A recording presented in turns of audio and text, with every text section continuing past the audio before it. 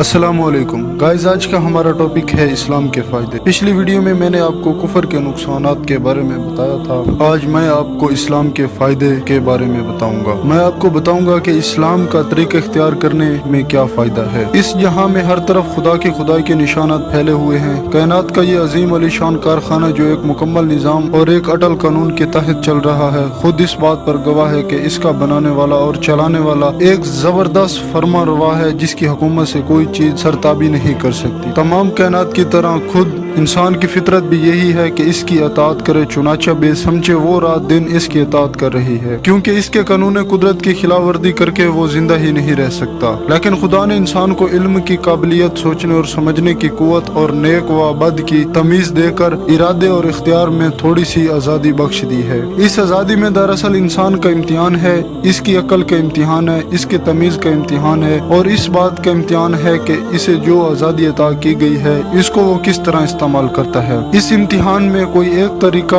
इख्तियार करने पर इंसान को मजबूर नहीं किया गया है, क्योंकि मजबूर करने से इम्तिहान का मकसद ही फौत हो जाता है। आप समझ सकते हो कि इम्तिहान में सवालात का पर्चा देने के बाद अगर आपको एक खास जवाब देने पर मजबूर कर दिया जाए तो ऐसे इम्तिहान से कोई फायदा ना होगा। आपकी असल काबिलियत तो उस वक्त खुलेगी जब आपको हर किस्म का जवाब देने का इख्तियार हासिल हो। अगर आपने सही जवाब दिया तो कामयाब हो गए और आइंदा तरक्कियों का दरवाजा तुम्हारे लिए खुल जाएगा, और अगर गलत जवाब दिया तो नाकाम हो जाओगे और अपनी नाकाबिलियत से खुद ही अपनी तरक्की का रास्ता रोक लोगे। बिल्कुल इसी तरह अल्लाह ताला ने भी अपने इम्तिहान में इंसान को आजाद रखा है कि जो तरीका चाहे इख्तियार करे। अब एक शख्स तो वो है जो खुद अपनी और कायनात की फितरत को नहीं समझता, अपने खालिक की जात व सफात को पहचानने में गलती करता है और इख्तियार की जो आज़ादी उसे दी गई है उससे फायदा उठाकर नाफरमानी और सरकशी का तरीका इख्तियार करता है। ये शख्स इल्म और अक्ल और तमीज और फर्ज शनासी के इम्तिहान में नाकाम हो गया है। इसने खुद साबित कर दिया है कि वो हर हैसियत से अदना दर्जे का आदमी है, लिहाजा इसका अंजाम वही होना चाहिए जो हमने पिछली वीडियो में आपके साथ शेयर किया था। इसके मुकाबले में एक दूसरा शख्स है जो इस इम्तिहान में कामयाब हो गया। उसने इल्म और अक्ल से सही काम लेकर खुदा को जाना और माना, हालांकि वो ऐसा करने पर मजबूर नहीं किया गया था।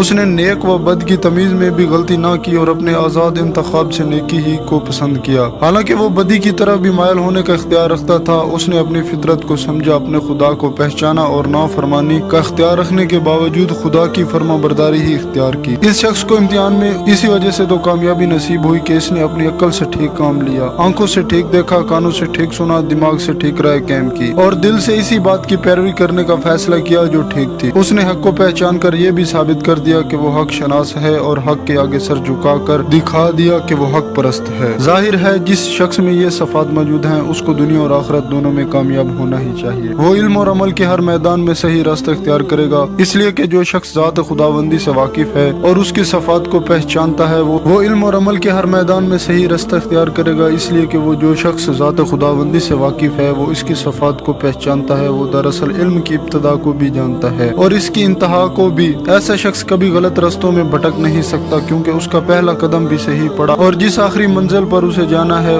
उसको भी वो यकीन के साथ जानता है। अब वो फलसफाना गौर व गौस से कायनात के असरार समझने की कोशिश करेगा, मगर एक काफिर फलसफी की तरह कभी शकूक व शोबात, भूल भलाइयों में गुम ना होगा। वो साइंस के जरिए से कुदरत के कवानीन को मालूम करने की कोशिश करेगा, कायनात के छुपे हुए खजानों को निकालेगा। खुदा ने जो कुव्वतें दुनिया में और खुद इंसानों के वजूद में पैदा की हैं उन सब को ढूंढ ढूंढ कर मालूम करेगा। जमीन और आसमान में जितनी चीजें हैं इन सब से काम लेने के बेहतर से बेहतर तरीके दरियाफ्त करेगा, मगर खुदा शनासी हर मौके पर उसको साइंस का गलत इस्तेमाल करने से रोकेगी। वो कभी इस गलत फहमी में ना पड़ेगा कि मैं इन चीजों का मालिक हूँ, मैंने फितरत पर फतेह पा ली है, मैं अपने नफे के लिए साइंस से मदद लूंगा, दुनिया को जेरो जबर कर दूंगा, लूट मार और कष्ट व खून करके अपनी ताकत का सिक्का सारे जहां में बिठा दूंगा। ये एक काफिर साइंसदान का काम है। मुस्लिम साइंसदान जितना ज्यादा साइंस पर अबूर हासिल करेगा उतना ही ज्यादा खुदा पर उसका यकीन बढ़ेगा, वो इतना ही ज्यादा वो खुदा का शुक्र गुजार बंदा बनेगा। इसका अकीदा